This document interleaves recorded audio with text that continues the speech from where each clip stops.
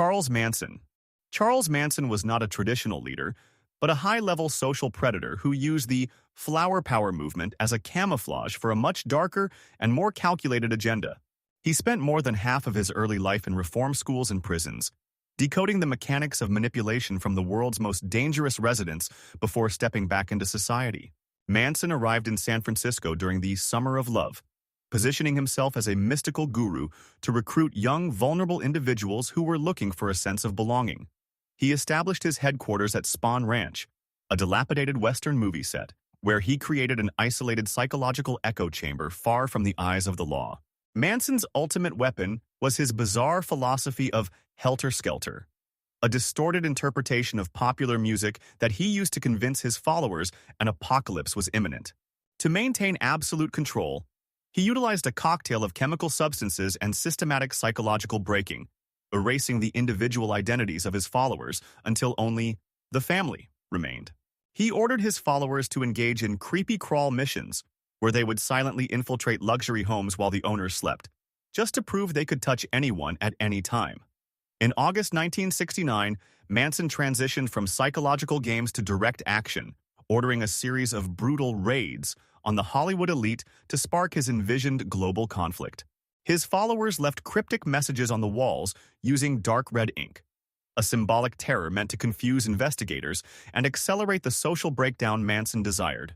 Manson believed these incidents would trigger a massive internal war, after which he and his followers would emerge from a hidden underground city to rule the survivors. The capture of the Manson family in the remote California desert was the result of a separate investigation into vehicle theft, proving that even the most complex cults can fall through simple errors. During the trial, Manson famously carved an X into his forehead, claiming he had exited himself out of a society he no longer recognized or respected.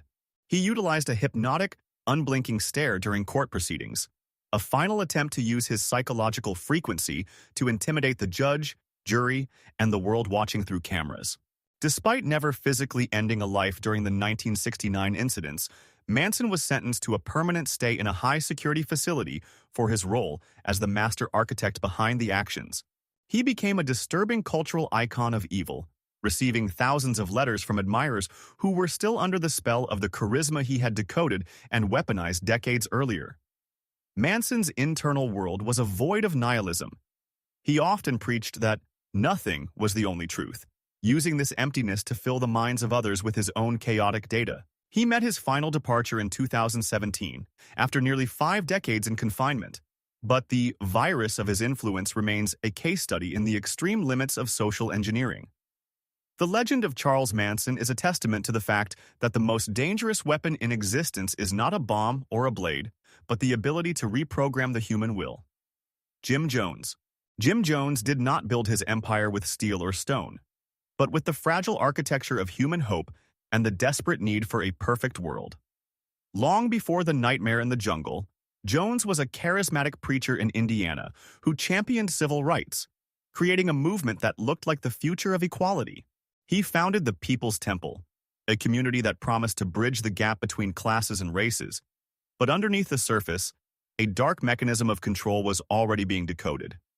Jones was a master of the performance, using fake miracle healings where he appeared to pull tumors out of followers, using nothing more than sleight of hand and animal parts. This psychological theater created an aura of divinity that made his followers believe he was the only one who could save them from a world they perceived as decaying. As his power grew in San Francisco, so did his paranoia, leading him to implement the loyalty test, where he forced followers to sign blank documents and confess to fake crimes. He understood that the strongest cage is not made of bars, but of shared secrets and the fear of being cast out of the only community that accepts you. In 1977, under increasing scrutiny from the press, Jones moved his entire congregation to the remote jungles of Guyana, to a place he called Jonestown. Jonestown was marketed as a socialist utopia, but it quickly transformed into a high-security agricultural facility where sleep deprivation and manual labor were the primary tools of governance. Jones occupied the High Pavilion, broadcasting his voice over loudspeakers 24 hours a day, effectively rewriting the internal monologue of every resident in the camp.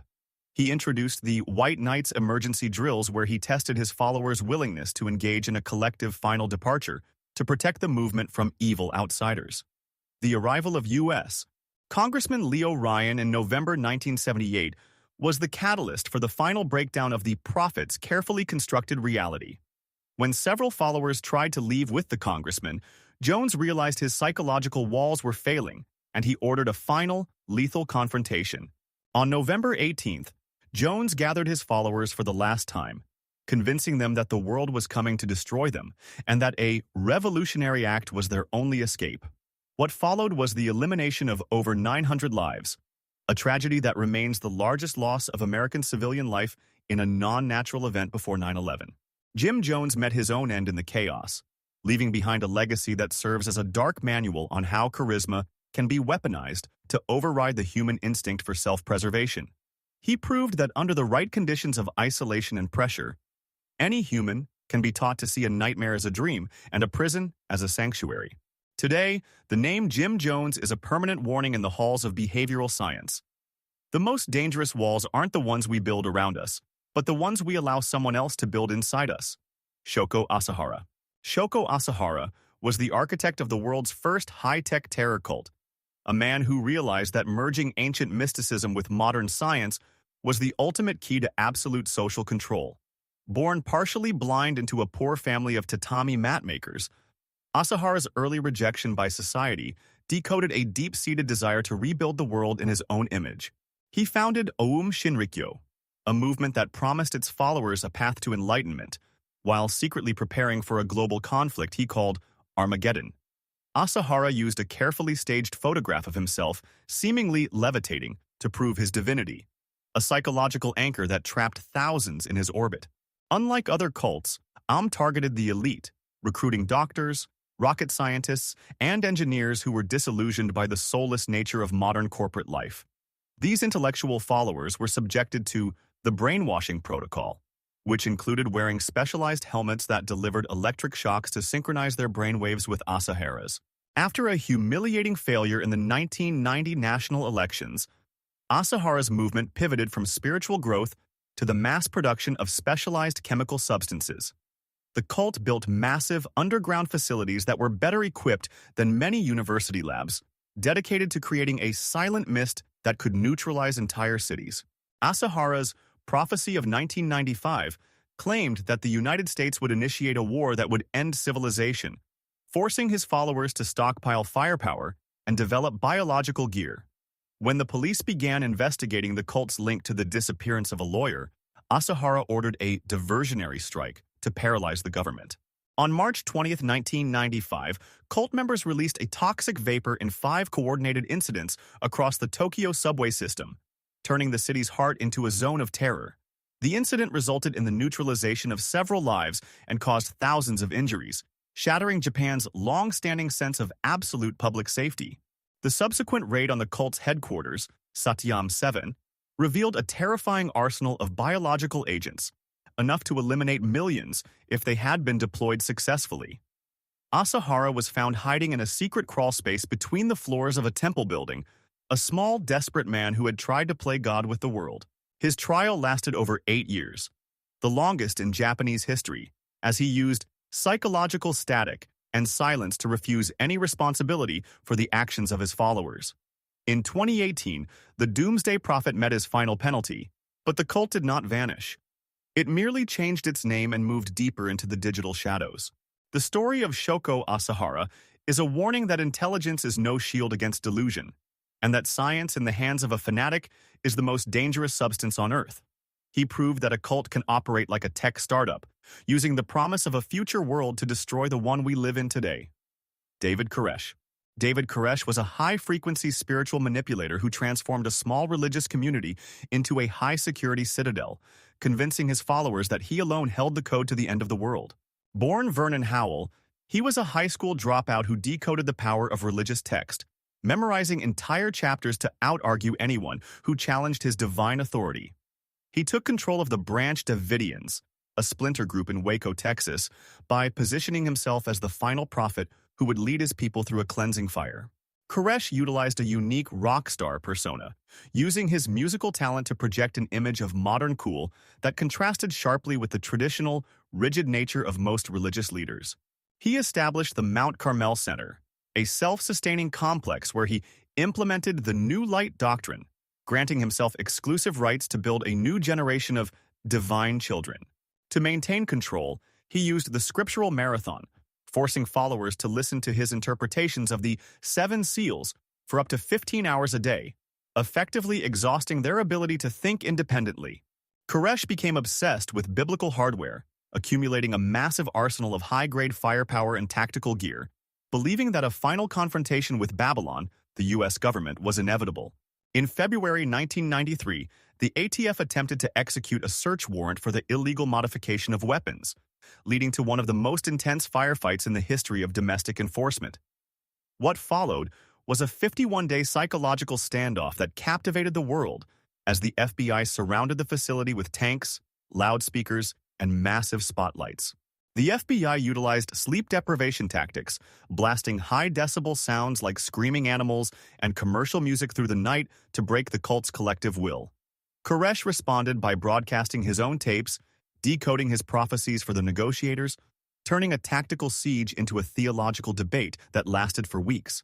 On April 19, 1993, after negotiations failed, the authorities initiated a plan to inject the facility with irritant gas to force the residents out of the structure. Suddenly, multiple fires erupted inside the compound, turning the Mount Carmel Center into a massive inferno within minutes.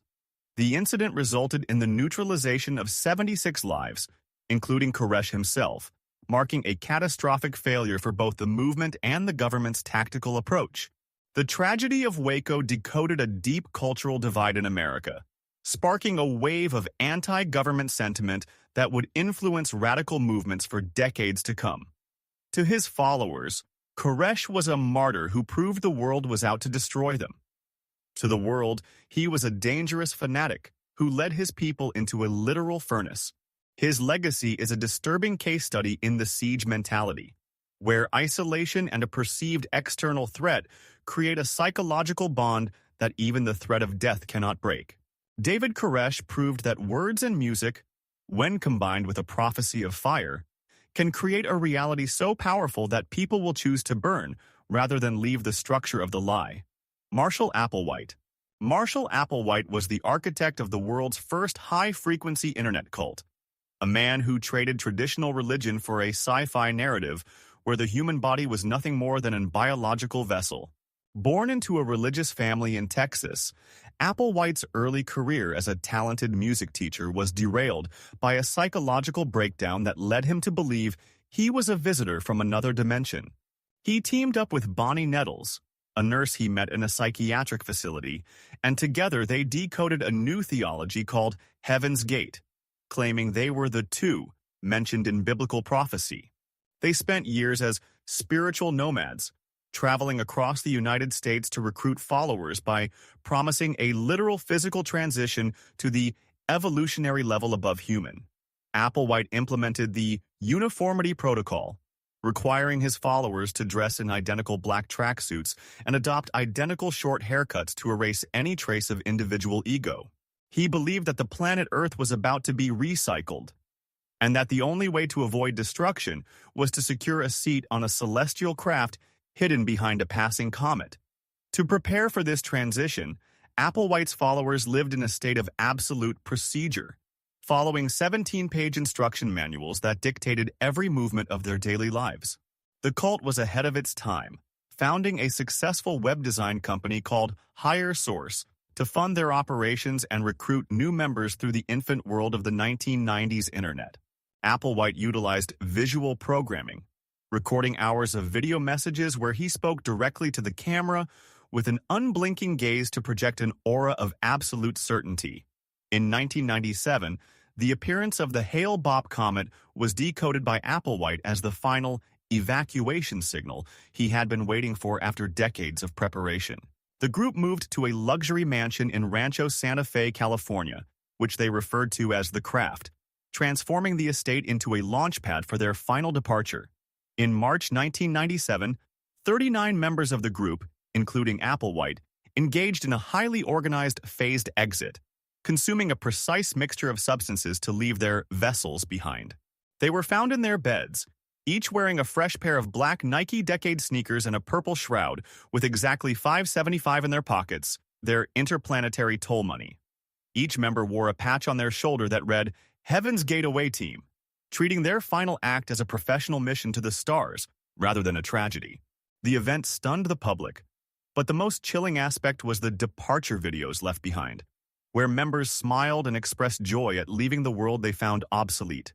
Applewhite's legacy is a disturbing blueprint of how technology and spirituality can be fused to create a logic so consistent that it overrides the biological fear of non-existence. He proved that in the digital age, a cult doesn't need to live in a cave. It can hide in plain sight behind the firewall of a high-tech corporate estate. Today, the Heaven's Gate website is still active, maintained by former members who survived a digital ghost ship that continues to float through the internet, waiting for the next signal. Raniere. Keith Raniere was the architect of a multi-level marketing empire that decoded the corporate ladder and turned self-improvement into a high-stakes psychological prison. Known to his followers as the Vanguard, he claimed to have one of the highest IQs in the world, positioning himself as a singular genius who could solve any human problem through a proprietary system of logic. He founded NextIVM, a community that appeared to be a prestigious training ground for billionaires and Hollywood stars, promising them the keys to absolute personal and professional mastery. Inside the organization, Raniere implemented a sash protocol, where members wore colored scarves to indicate their rank, creating a visible hierarchy that triggered a constant, desperate need for social advancement. He utilized the emotional audit, a process where members were forced to disclose their deepest trauma and secrets, which the organization then stored as collateral to ensure total obedience. Raniere's genius was in the slow drip method. He would introduce harmless self-help concepts for years before revealing the darker, more exploitative layers of the movement. He secretly established DOS, a shadow group within NextIVM that operated on a master-slave hierarchy where women were forced to provide collateral like damaging photos to gain entry. The most disturbing element of DOS was the marking ritual, where members were permanently branded with a symbol that they were told represented the elements, but actually contained Raniere's own initials. Raniere utilized intensive programming, conducting workshops that lasted 12 to 14 hours a day to induce a state of physical and mental exhaustion, making the brain more receptive to his commands. He controlled the food intake of his inner circle, mandating extreme low-calorie diets that further weakened his followers' ability to decode the manipulation they were experiencing. The fall of the Vanguard began in 2017, when a whistleblower and an investigative report in the New York Times exposed the branding rituals to the world. Raniere fled to Mexico, attempting to hide in a luxury villa near Puerto Vallarta, but he was eventually tracked down by federal agents who refused to be bought or intimidated. During his trial, the collateral he had used to control his followers was turned against him, as former members took the stand to decode the systematic abuse they had suffered. In 2020, Keith Raniere was sentenced to 120 years in prison, ensuring that the master of NextIVM would spend the rest of his life as a number in a federal database. The tragedy of NextIVM is a case study in intellectual captivity, proving that even highly educated, successful people can be trapped by a logic that feels like freedom but acts like a cage. Raniere proved that in the modern world, the most dangerous cults don't use magic or aliens. They use the language of productivity and growth to consume the human soul. His legacy remains a warning to the self-help industry. The line between a mentor and a master is often a thin, invisible thread that only a predator knows how to pull. Today, the survivors of NextIVM are reclaiming their identities, proving that no matter how deep the brand is burned, the human spirit is a code that can never be fully overwritten. Roch Thériault. Roch Thériault was the architect of perhaps the most physically brutal commune in modern history, a man who decoded the limits of human endurance and turned a small forest camp into a literal house of horrors. Born in Quebec, Thériault was a charismatic Seventh-day Adventist convert who used his knowledge of Scripture to convince a small group of followers that the end of the world would arrive in February 1979. He founded the Ant Hill Kids, a name he chose to symbolize total collective labor and the complete submission of the individual to the needs of the colony, which in reality meant his own whims. Thériault moved his followers to Eternal Mountain, an isolated commune in the forests of Ontario, where he could operate far from the reach of civilization and the oversight of the law. He positioned himself as a divine healer and a father to the community, claiming that his brutal methods were necessary to cleanse his followers of their sins and prepare them for the next world. To maintain absolute psychological dominance, Thériault implemented the exhaustion mandate, forcing members to perform back-breaking labor in the cold while surviving on almost no food or sleep. The most terrifying aspect of the Ant Hill Kids was Thériault's obsession with amateur surgery, where he performed horrific procedures on his followers without any medical training or anesthetic. He used these operations as a form of social engineering, mutilating those who questioned his authority to ensure that the rest of the group remained in a state of constant, paralyzing terror. Thériault fathered dozens of children with the women of the commune, treating them as part of his private biological army and subjecting them to the same brutal conditions as the adults. The internal logic of the cult was so warped that followers would often volunteer for punishment, believing that the physical agony Thériault inflicted was the only way to earn his love and approval. The beginning of the end arrived when one follower, Gabrielle Lavallee, suffered a series of extreme injuries during a ritual and realized that Thériault was not a prophet, but a monster. She managed to escape the compound and reach a hospital, where the sheer extent of her physical damage forced the authorities to launch a full-scale tactical intervention on Eternal Mountain.